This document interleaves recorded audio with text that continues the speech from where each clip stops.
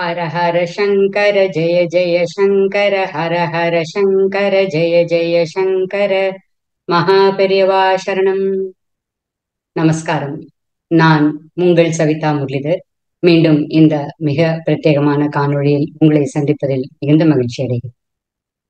ஸ்ரீராம நவமியும் சரணாலய மகாபெரியவாளும் நான் நமது அற்புத ஆசானின் வழிகாட்டுதலுடன் மகாபெரியவாளின் அபரிமிதமான ஆசீர்வாதத்துடன் இதை ஒரு சில வருடங்களாக உங்களுடன் பகிர்ந்து கொண்டிருக்கிறேன்.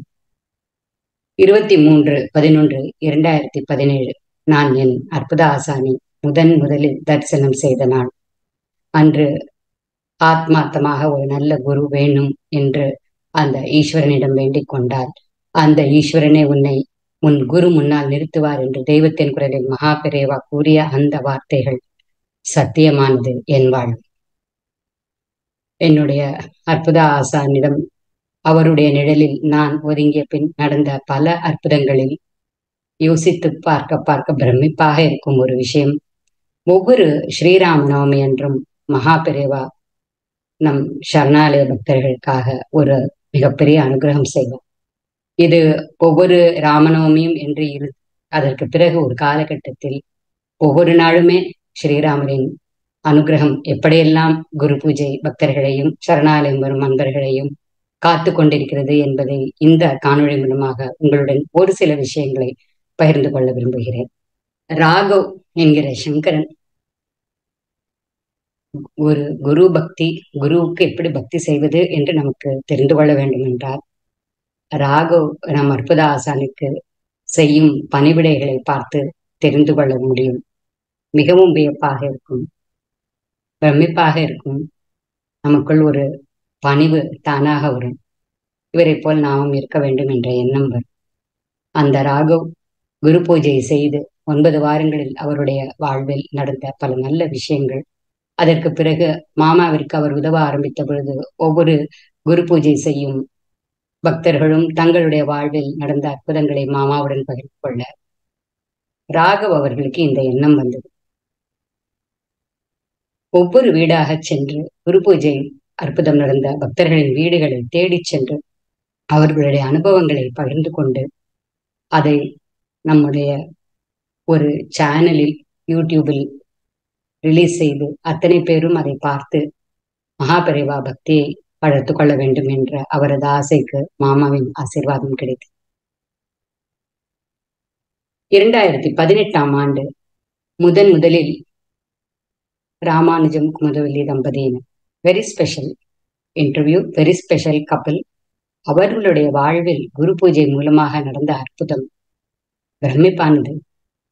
அந்த அற்புதமான அனுபவத்தை ராகவும் நானும் சென்று அவர்களுடைய இல்லம் தேடி சென்று அவர்கள் ஒரு காணொளியை பதிவு செய்து first of its kind experience. இதை போல் நாங்கள் இதற்கு முன் செய்தது கிடையாது. அந்த அற்புதம் நிகழ்ந்தது ஒரு ராமநவமி அன்று 2018. அதற்கு அடுத்த ஆண்டு 2019 நம் அற்புத ஆசான் பல வருடங்களுக்கு பிறகு முறையாக திருமேற்றழிக்கு சென்று அங்கு பிரம்மநந்தீஸ்வரர் கோவிலில் மிகவும் சிதிலமடைந்த நிலையில் இருப்பதை கேள்விப்பட்டு மகாபெரியவா அங்கே சென்று அவரை ஆவண செய்ய வேண்டும் என்று உத்தரவிட பல வருடங்கள் கழித்து மாமா டிராவல் செய்து திருமேற்றழி கோவிலுக்கு சென்ற அந்த அனுபவம். பிரம்மநந்தீஸ்வரர் கோவிலில் ஸ்ரீராம நவமி அன்று நம் அற்புத ஆசான், ஸ்ரீ வைஷ்ணவரான நம்முடைய அற்புத ஆசான் அங்கே உட்கார்ந்து கொண்டு லோகக்ஷேமத்திற்காக, பெரியவா பக்தர்களுக்காக, குரு பூஜை செய்யும் டிவோட்டிஸ் அத்தனை பேருக்காகவும் சங்கல்பம் செய்து அபிஷேக ஆராதனைகள் எல்லாம் கண்டு கழித்ததை நாமும் அங்கே இருந்து பார்க்கும் பாக்கியம் கிடைக்கும். இது நடந்ததும் ஒரு ஸ்ரீராம நவமி அன்று. 2019 திருமேற்றழி போய் 2020 கொரோனாவால் அதன் பிடியில் இந்த உலகமே பாதித்துக் கொண்டிருந்த பொழுது இதற்கு முன் இதை போன்ற ஒரு அனுபவம் நமக்கு ஏற்பட்டது கிடையாது. இனி இது என்ன செய்ய போகிறோம் என்று நமக்கு தெரியாது, எப்படி கையாள்வது என்று தெரியாமல் இருந்த பொழுது 2 விஷயங்கள் நடந்தது. மாமா தினமுமே மகாபெரிவாளின் கல்யாண குணங்களை பற்றி எழுதி அதை தினமும் மாலையில் எழுதி அதை அதிகாலை அடுத்த நாள் காலை 7 மணிக்கு நமது சேனலில் வருமாறு பார்த்து கொண்டார். அதை கேட்ட ஒவ்வொரு அன்பர்களுக்கும் ஒவ்வொரு பக்தர்களுக்கும் அது கொடுத்த அந்த ஒரு ஸ்ட்ரென்த் இன்றியமையாது. அதையும் தவிர ஒரு பிரம்ம முகூர்த்தத்தில் மகா பெரிவா அத்தனை பக்தர்களின் இல்லத்திலும் வேப்பிலையை மஞ்சள் நீரில் நன்றாக அலம்பி தோய்த்து அதை தோரணமாக வீட்டு வாசலில் கட்டிவிடுமாறு, யாருக்குமே இந்த மகாமாரியின் பாதிப்பு ஏற்படாமல் பிரார்த்தனை செய்து கொள்ளுமாறு கூறினார். அந்த காணொளியை என்ன செய்ய சொல்லி மாமா பணித்த பொழுது அந்த காணொளியை நான் ரெக்கார்ட் செய்து வெளிவந்ததும் ஒரு ஸ்ரீராமநவமி என்றுதான் 2020 2021 பல நூற்றாண்டுகளாக நாம் பார்த்து கொண்டிருந்த அயோத்தியாவில் ராம் மந்திர், அந்த அற்புதமான அந்த பூமி பூஜை நம்முடைய தமிழ்நாட்டில் இருந்து காஞ்சி மடத்தில் இருந்து காஞ்சி பெரிவாளின் பரிபூர்ண ஆசியுடனும் அனுகிரகத்துடன் சங்க ஸ்தாபனம் செய்வதற்கான அத்தனை விஷயங்களையும் எடுத்துக்கொண்டு ஓரிக்கை மணிமாமா அவர்கள் அயோத்தி சென்று அங்கு அந்த பூஜையில் கலந்து கொண்டு அந்த புண்ணிய தினத்தில் அந்த புண்ணிய பூமியில் இருந்து ஆயிரக்கணக்கான ருத்ராட்ச மாலைகளை எடுத்து வந்து நம் சரணாலயத்தில் சேர்த்துட்டார். இந்த ராமரின் அனுபவமும் வைபவமும் சொல்ல சொல்ல மாளாது. அதற்கு பிறகு நமக்கு சரணாலயம் என்று ஒரு இடம் வேண்டும், மகாபெரிவாளுக்கு நங்கநல்லூரில் ஒரு இடம் வேண்டும் என்று குரு பூஜை செய்யும் அனைத்து பக்தர்களையும் வேண்டிக் கொள்ளுமாறு மகாபெரிவா கூற, அதை மாமா என்னிடமும் சௌமியா அவர்களிடமும் கூறி 108 நாட்கள் ஸ்ரீ விஷ்ணு சகஸ்ரநாமம் இதை சங்கல்பமாக வைத்துக்கொண்டு நங்கநல்லூர் என்னும் கஷேத்திர பூமியில் மகாபெரிவாளுக்கு சரணாலயம் அமைக்க ஒரு இடம் கிடைக்க வேண்டும் என்ற பிரார்த்தனையை மனதில் வைத்து 108 நாட்களுக்கு ஸ்ரீ விஸ்வ சகஸ்ரநாமம் ஜபிக்க சொல்லி மகாபெரிவா ஆஜ்ஞையிட அதை மாமா நம்மிடம் தெரிவிக்க, மாமாவின் ஆசீர்வாதத்துடன் அதை நாம் உங்கள் அனைவரிடமும் பகிர்ந்து கொண்டோம். 100வது நாள் நங்கநல்லூரில் தற்போது இருக்கும் கண்ணன் நகரில் மகாபெரிவா சரணாலயம் அமைவதற்கான இடம் கிடைத்து ரெஜிஸ்ட்ரேஷன் நல்லபடியாக முடிந்தது. இவை அனைத்துமே ஒரு கொரோனாவின் பிடியில் நாம் சிக்கியிருந்த பொழுது நடைபெற்ற அற்புதங்கள். அதற்கு பிறகு அதுக்கு அடுத்த ஆண்டு அந்த ஒரு 13 மாதங்களில் இவ்வளவு பிரம்மாண்டமாக இந்த சரணாலயம் அதுவே ஒரு மாமாவுடைய வழிகாட்டுதலுடன் குரு பூஜை செய்யும் அத்தனை பக்தர்களின் பக்திக்கான விஸ்வரூபம் இன்று இருக்கும் நம் ஸ்ரீ மகாபெரிவா சரணாலயம். அதில் ஒவ்வொரு விஷயங்களையும் பார்த்து பார்த்து மாமா அதை செதுக்கி செதுக்கி இந்த நொடி வரை இன்னும் என்ன செய்யலாம், இன்னும் எவ்வளவு சௌகரியம் செய்யலாம், இன்னும் என்னென்ன வசதிகளை ஏற்படுத்தி கொள்ளலாம், எப்படி ஒரு காலணிகளை வைப்பதற்கு ஒரு இடம் என்றால் அங்கே தனி மனித ஒழுக்கத்தை பற்றி பேசுகிறார். லகு பெரிவாளிடம் இருக்கும் பொழுது அத்தியந்த பக்தரான ஸ்ரீ ஜி.ஆர். மாமா அவர்களால் அந்த அத்தனை பக்த கோடிகளுடைய சார்பாக இது நிர்மாணிக்கப்பட்டது என்று எழுதுகிறார். அதில் ஸ்ரீராமருடைய ஒரு சங்கமம் எல்லாமே ஒவ்வொரு தினமும் நாம் ஸ்ரீராம நவமி என்று இதை பேசுகிறோம் என்றாலும் முதலில் குரு பூஜை செய்ய ஆரம்பித்த நாளிலிருந்து 9 வாரம் குரு பூஜை செய்யும் பொழுது 9 வியாழக்கிழமையும் ஸ்ரீராம ஜெயம் 108 முறை எழுத வேண்டும் என்று மாமா அதில் கூறியிருப்பார். சோ முதல் குரு பூஜை செய்யும் பக்தையிலிருந்து இன்று செய்யும் ஆயிரக்கணக்கான பக்தர்கள் வரை அதற்கு பிறகு இந்த ஆஞ்சநேய ஸ்தூபி, அதற்கும் மகாபெரிவாளுடைய ஒரு அற்புதமான ஒரு அனுகிரகத்தின்படி ஸ்ரீராம ஜெயராம ஜெய ஜெய ராம என்ற லிகித ஜபம் 1 கோடி லிகித ஜபம் எழுதி அதை சரணாலயத்தில் வைக்க வேண்டும் என்று மகாபெரிவா கூறுவதாக மாமா கூற, நாமும் அதை காணொளியில் பகிர்ந்து கொள்ள ஒவ்வொரு ஸ்ரீராம லிகித ஜபம் எழுதும் நூலிலும் 10,000 முறை ஸ்ரீராம ஜெயராம ஜெய ஜெய ராம என்று எழுதும்படி மாமா அதை மிகவும் அற்புதமாக வடிவமைத்திருந்தார். அதற்கான லிங்கை விஸ்வாஸ் ஓபன் செய்த பொழுது 1 மணி நேரத்தில் 1200க்கும் மேலாக ஃபில் ஆகிவிட்டது. 1000 பேர் எழுதினால் 1 கோடி வரும் என்ற நிலையில் என்ன செய்வதென்று தெரியாமல் திகைத்த பொழுது மாமா மகாபெரிவாளிடம் வேண்டிக் கொள்ள இன்னும் ஒரு 1000 பேரை எழுதச் சொல்லுங்கள். 1 கோடி என்று நினைத்த பொழுது விதின் ஒரு 2 to 3 hours 2000 பக்தர்கள் விண்ணப்பித்திருந்தார்கள். 2 கோடி ராமநாமம் லிகித ஜபம். அதை மிகவும் அற்புதமாக மகா பெரிவாளுடனே பயணித்த ஒரு அத்தியந்த பக்தர் மாமாவை தேடி வந்து அதை எப்படி செய்வது என்று பூஸ்பரிசத்துடன் அதை செப்பு தகட்டில் கீழே வைத்து அதன் மேல் அத்தனை ஸ்ரீராம ஜெயராம ஜெய ஜெயராம என்று லிகித ஜபம் எழுதிய அத்தனை நூல்களையும் வைத்து அதை பாதுகாத்து அதற்கு ஒரு பூஜை செய்து அதன் மேல் ஒரு பீடம் வைத்து ஆஞ்சநேய ஸ்தூபி. ஸ்ரீராமரை பற்றி பேசும் பொழுது ஆஞ்சநேயரை பற்றி பேசாமல் இருக்கவே முடியாது. அந்த ஆஞ்சநேய ஸ்தூபியில் ஆஞ்சநேயர் வழிபட்டு கொண்டே இருக்கிறார். அவருக்கு கீழே 2 கோடி ராமநாம லிகித ஜபம் எழுதிய புஸ்தகங்கள். அவர் நேராக சரணாலயத்தில் இருக்கும் பெருமாளையும் தாயாரையும் பார்த்து கைகூப்பியபடி இருக்கிறார். ஒவ்வொரு மூலத்திற்கும் மூலம் நட்சத்திரம் அன்று வெண்ணெய் காப்பு சாத்தி வடைமாலை சாற்றி பித்தளை மாலை போட்டு அத்தனை அழகாக அத்தனை ஆர்வமாக சரணாலயத்தில் அவருக்கு எல்லா விசேஷங்களும் நடைபெற்றுக் கொண்டிருக்கிறது. இந்த லகு பெரியவா இருக்கும், இந்த நந்திகேஸ்வருடன் இருக்கும் லகு பெரியவா இருக்கும் இந்த ஆஞ்சநேய ஸ்தூபியை வலம் வந்தாலே நம்முடைய பிரார்த்தனைகளை எல்லாம் ஆஞ்சநேயர் பெருமாள் தாயாரிடமும் போய் சேர்ப்பித்து விடுவார் என்பது ஒரு அற்புதமான விஷயம்.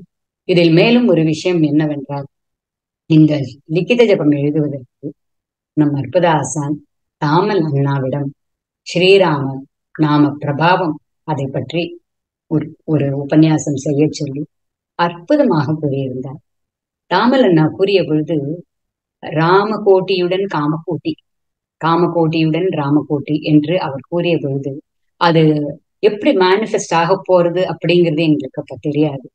அதற்கு பிறகு ஏற்பட்ட விஷயங்கள் எல்லாமே நந்திகேஸ்வர் பார்த்து கொண்டிருக்க, மகா பெரியவா லகு பெரியவா அமர்ந்திருக்க, அவருக்கு பின்னால் அந்த ஆஞ்சநேய ஸ்தூபி அதற்கு கீழ் ராமநாம லிகித ஜபம். ஆஞ்சநேயர் எப்பொழுதுமே பெருமாளையும் தாயாரையும் தொழுது கொண்டே இருக்கிறார். லகு பெரியவா சந்திரசேகர் கணபதியை பார்த்து கொண்டே இருக்கிறார். அந்த அற்புதமான இடத்தின் அந்த வைப்ரேஷன்ஸ் மானசரோவரிலிருந்து கன்னியாகுமரி வரை அத்தனை இடங்களில் இருந்தும் இந்தியா முழுதும் இருந்து புண்ணிய ஸ்தலங்களில் இருந்து தீர்த்தங்களும் நதி நீர்களிலிருந்து தீர்த்தங்கள், சமுத்திர தீர்த்தங்கள், கோவில் குளங்களில் இருந்து வந்த தீர்த்தங்கள், அத்தனை புண்ணிய ஸ்தலங்களின் மிருத்திகை என்று அந்த இடத்தின் அந்த ஒரு பக்திக்கான ஒரு ஆகர்ஷணம் வந்து அதை நாம் அனுபவித்தால்தான் அது தெரியும். அதே போல நாம் இந்த ஸ்ரீ மகாபெரிவா சரணாலயம் அன்வீலிங் ஆஃப் ஸ்ரீ மகாபெரிவா சரணாலயம் நம் அற்புத ஆசானுடைய கைடன்ஸ் படி மிகவும் நன்றாக நடந்தது. 22 January 2023 அற்புதமாக நடந்தது. அந்த ஒரு ஃபங்க்ஷன் நடந்த பொழுது 22/1 என்ற அந்த தேதி 22nd அப்படின்னு சொன்னப்போ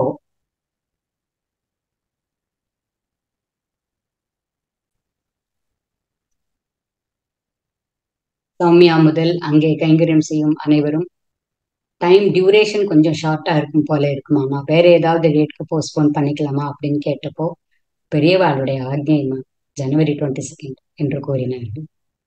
அதற்கான காரணம் அப்பொழுது புரியவில்லை. அதற்கு பிறகு இந்த வருடம் அதே தேதியில் அயோத்தியாவில் ராம் மந்திர் அதோடைய இனாகுரேஷன், அதை நாம் அத்தனை பேரும் உலகம் முழுவதும் அனைத்து இடங்களில் இருந்தும் கண்டு கழித்தோம்.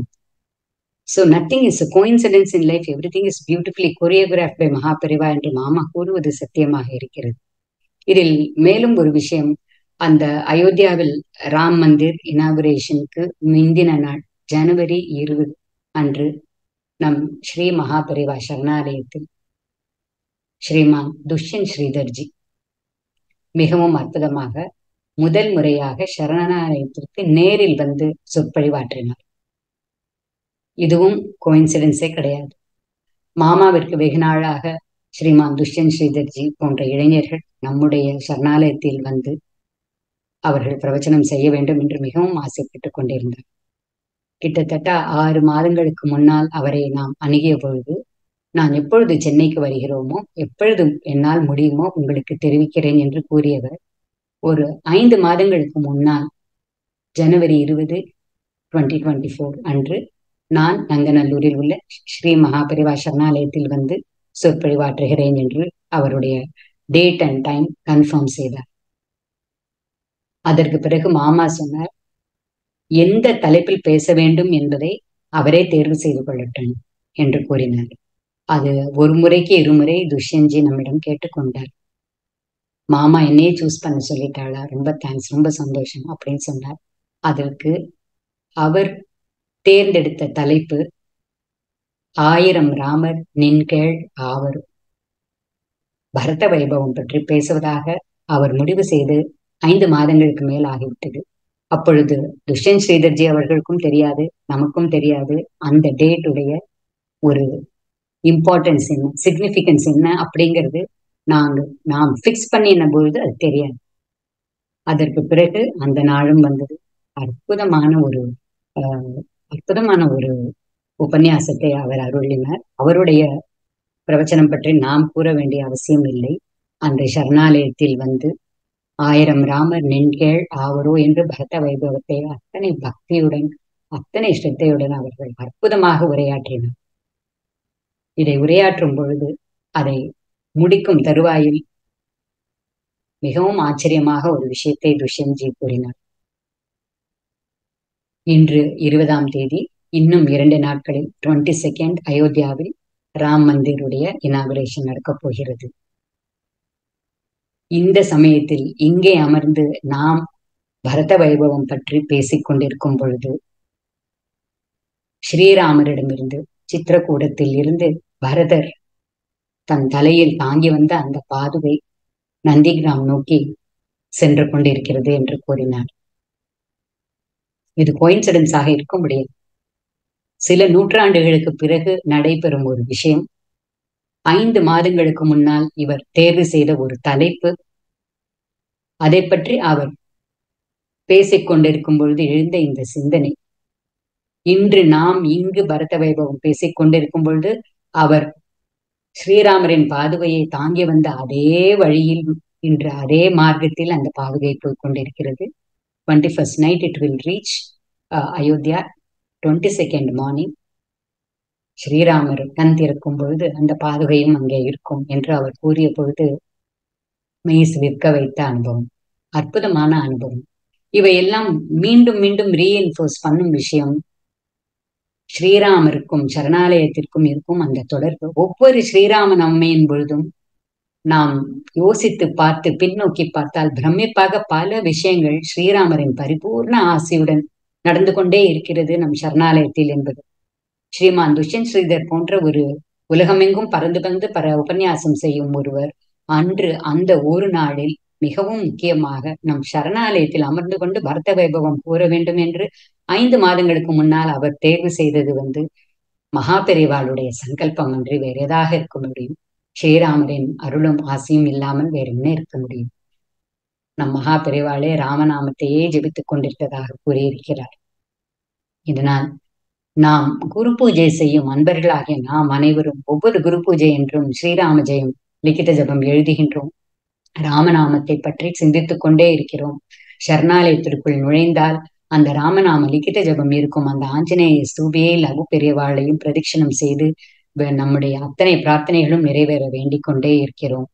அதற்கு மேல் சரணாலயத்தில் உள்ள பெருமாளும் தாயாரும் மகா பெரியவாளும் அன்னியும் காமாட்சியும் அத்தனை தெய்வங்களும் நம்மளை வழிகாட்டி கொண்டே இருக்கிறது, நம்மை வாழ்த்தி கொண்டே இருக்கிறது. இன்னும் சொல்லிக்கொண்டே போகலாம். எத்தனை எத்தனை விஷயங்கள், எத்தனை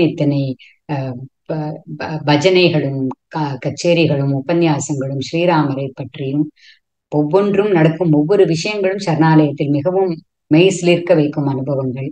இதில் என்னுடைய மனதிற்கு சிறிய அறிவிற்கு எட்டிய அளவு இதை உங்களுடன் நான் பகிர்ந்து கொள்ள முயற்சி செய்திருக்கிறேன்.